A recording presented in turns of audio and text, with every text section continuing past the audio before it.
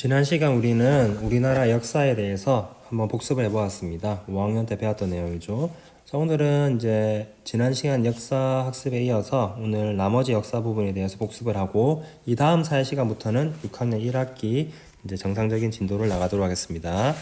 자, 지난 시간에 우리나라 역사에서 조선 건국까지 살펴보았습니다. 그 순서를 살펴보면 우리나라 최초의 국가는 뭐였죠? 여러분들 바로 고조선이라는 나라가 있었고 그 다음 우리나라는 삼국시대, 고구려 백제 신라의 삼국시대가 있었고 그 다음은 통일신라와 바로 발해시대가 있었죠. 발해가 있었고 발해 다음에 다시 후삼국을 통일한 고려라는 나라가 있었고 이 고려를 이성계 장군이 위화도 해군으로 나라의 힘을 얻어서 세운 조선이라는 나라가 있습니다. 자, 그럼 조선이라는 나라를 보게 되면 우리가 여러 번 쓴 주요 왕을 한번 살펴볼 필요가 있어요. 왕을 보면 이런 거 들어봤나요? 뭐 태종, 태세, 문단세에서 그 조선 왕의 이름을 순서대로 배열한 게 있습니다. 선생님 다 기억 못하고 맨 처음에 태조는 이성계죠. 자, 이성계는 조선의 왕을 조선이라는 나라를 세운 사람이죠.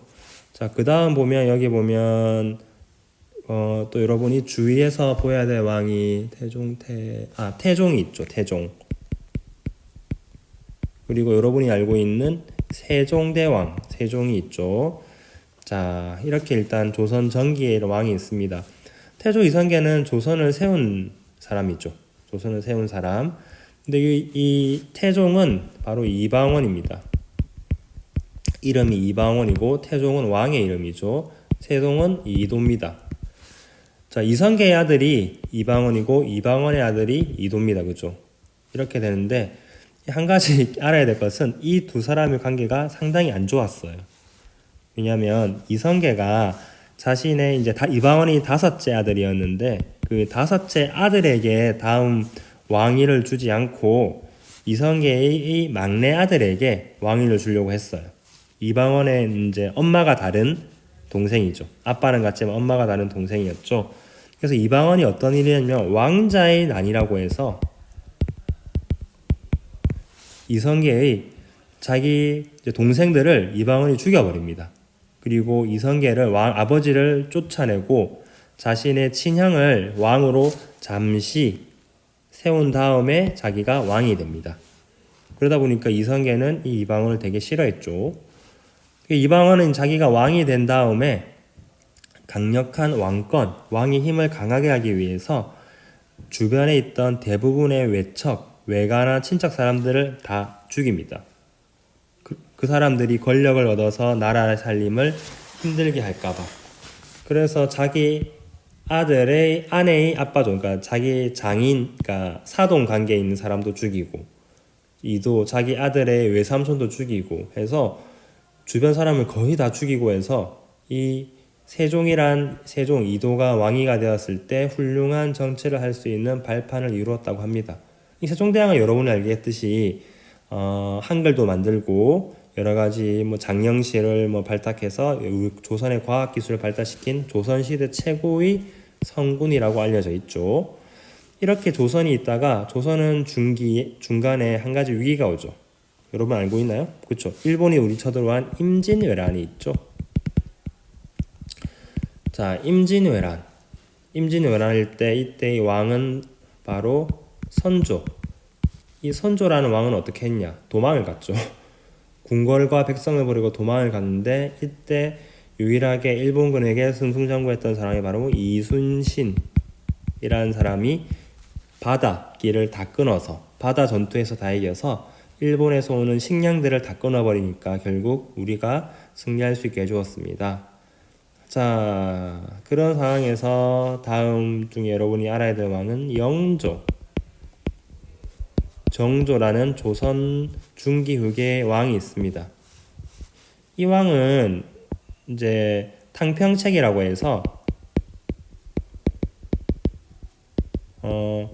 서로 생각이 다른 두 신하들을 골고루 이제 인재로 등용하는 정책을 해서 이제 조선 시대에서 마지막으로 좋았던 왕이고, 조선은 이 왕 이후에 이 정조가 빠른 나이에 죽은 이후부터 서서히 조선은 망하는 길로 갑니다. 그때부터 뭐냐면 세도 정치라고 해서 왕이 정치를 펼치는 게 아니라 왕의 친척들이 이제 주로 자기들의 사리사욕, 자기들이 잘 먹고 잘 살기 위해서 뭐 관직을 팔아먹고 뭐 뇌물을 받고 이런 정치를 하다 보니까 백성들의 삶이 힘들어졌습니다. 자, 이 과정에서 이제 근대화라고 해서 서양에서 사람들이 다른 나라를 발견하게 되고 이제 여러 가지 기술들이 발전하게 되면서 세상이 변하게 되죠. 그래서 여러분이 알겠지만 우리 조선 미안해요. 좀 이상하게 그렸죠. 미안합니다. 자, 우리 조선 한반도입니다. 똑같죠? 자, 이 한반도를 우리 이 조선이라는 나라를 서양, 뭐 지금에 있는 유럽이나 미국, 그리고 일본, 우리가 사이가 안 좋은 일본 있죠? 일본 등 우리 조선을 막 조선에 있는 여러 가지 자원들을 많이 가져가고 조선을 이제 경제적으로 침탈하려는 모습들을 보이죠. 근데 이때 조선은 여기서 쇄국 정책이라고 해서 다른 나라의 문물을 막 받아들이려 하지 않고 배척하는 정책을 하다 보니까 결국에는 서구 열강과 일본의 힘에 밀려서 억지로 이제 문물을 다른 나라와 무역을 하기로 해서 우리 조선의 근대화가 이루어지게 됩니다. 바로 조선은 바로 근대화가 이루어지게 됩니다.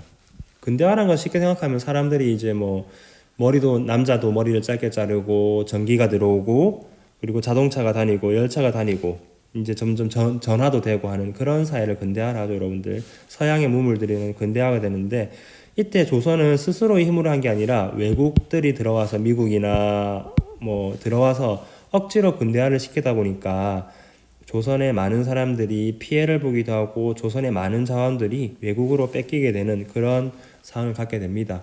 그 과정에서 결국에는 우리 조선을 가장 탐내고 있던 일본에 의해서 나라 통째를 잃어버리게 되는, 그래서 우리나라가 조선이라는 나라 자체가 사라져버리죠.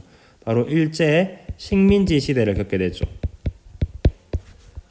식민지 시대를 겪다가 이제 우리나라 사람들은 여러분도 영화도 봤겠지만 독립운동도 하고 안중근 의사가 뭐 총을 쏘아서 이토 히로부미를 죽이는 그런 독립운동도 하고 여러 가지 노력 끝에 우리나라는 8월 15일 날 광복을 맞이하게 되죠. 결국 우리나라를 다시 되찾게 되는 겁니다.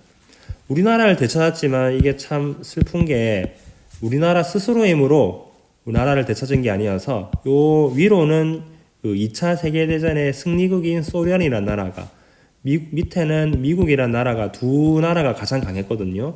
이 두 나라가 밑에는 미국, 위에는 소련이 그 한반도를 지배하게 되어버렸어요. 우리 스스로의 힘이 없었기 때문이죠. 이 과정에서 서로 생각이 다르고 하다가 점점점 갈등이 심해지다가 벌어진 일이 바로 여러분이 알고 있는 6.25 전쟁입니다. 자, 6.25 전쟁부터 한번 자세히 한번 지도로 한번 보도록 할까요? 6.25 전쟁의 시작은 북한의 남침입니다. 남쪽을 침략한다. 북한이 먼저 쳐들어온 겁니다. 서로 사이가 안 좋은 관계에서 갑자기 북한이 쳐들어왔죠. 처음 쳐들어왔을 때는 우리나라는 아무 준비를 하고 있다 보니 수도 서울을 포함해서 다 밀려서 여기 대구, 부산 요 지역만 겨우 방어하는 그런 상황이었죠. 자, 그러다가 어떤 일이 있었냐면 우리나라가 미국과 세계 각지에 도움을 요청합니다. 자, 그러다 보니까 어떻게 됐냐면 여러분 뭐 맥아더 장관 들어보았죠, 여러분들. 맥아더 장관. 그 미국의 맥아더 장관이 인천 상륙 작전을 하여서 이쪽에 병사들이 들어와서 이쪽에 있던 병사와 이쪽에 있던 병사들이 동시에 쳐서 국제연합군이 반격을 하여 요까지 땅을 차지하게 됩니다. 이제 통일이 거의 앞까지 다 왔어요. 우리 이제 곧 통일을 하는 거예요. 그런데 갑자기 북한에서 중국에 도움을 요청합니다. 좀 도와주세요. 도움을 요청해요. 그러다 보니까 중국에서도 막대한 병력이 오다 보니까 다시 우리나라와 국제연합군이 밀려버립니다. 그러다가 다시 서로가 전쟁과 전쟁을 하다가 이렇게 남과 북으로 지금 이렇게 나뉘어져서 지금의 우리나라가 이렇게 분단된 국가가 된 것입니다. 이것이 여러분이 1학기 때 배웠던 우리나라 역사에 대한 전반적인 내용이었습니다. 자, 그럼 오늘 수업 영상은 이것으로 마치겠습니다.